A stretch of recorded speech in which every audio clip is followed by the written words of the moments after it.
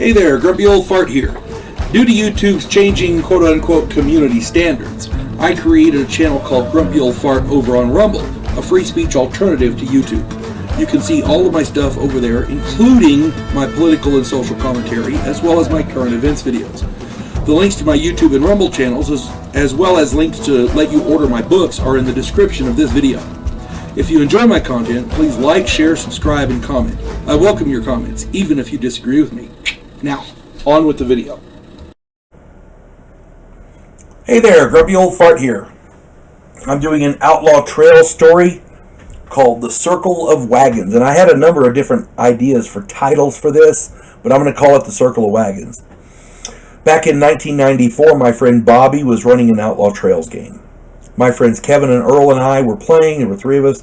For whatever reason, we'd gotten caught up in a stagecoach robbery, and the real outlaws had rode off to the east while the sheriff and his posse chased us to the west.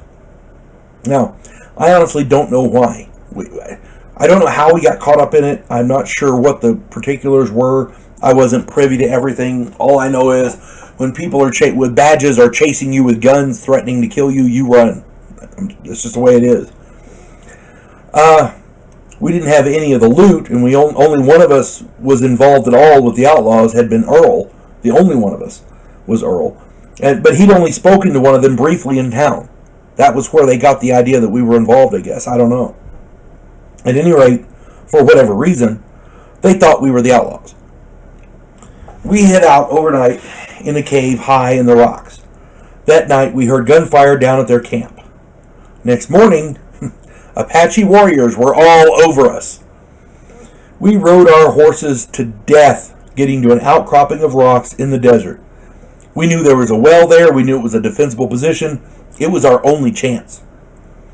So we rode hard. We rode those horses. Holy crap, we rode them. As luck would have it, of course, there was a wagon train camp there. When they saw the Apaches chasing us, they circled the wagons and got ready to repel the attack. We rode our horses to the rocks. My horse collapsed, and I grabbed my saddlebags and my Winchester before running to the wagons. Earl's horse died as he entered the circle of wagons. Kevin's horse lasted a little bit longer. We joined the settlers and made ready. The Apaches took cover in the rocks, and the shooting started. There were 20 or so settlers and us against several hundred Apaches. Through the hot day, under the hot sun, we held them off. By sundown, we'd lost 8 settlers, and Earl was badly wounded. We'd killed several dozen Apaches. The wagon master and several others were talking about negotiating to see if they could trade with the Apache blankets and other goods for their safe passage. The three of us knew it was a doomed venture. The Apaches had every advantage, and they were going to sneak in that night and kill us all. We knew that. The wagon master simply wouldn't listen to us. So the three of us went off together, and we made a plan. Kevin, Earl, and I stole food and ammo and climbed down into the well where we hid in the water. Early in the morning, the Apaches snuck into the wagon circle and started slitting throats and raping and pillaging. The entire next day, the Apaches tortured and killed settlers and stole goods and burned the wagons.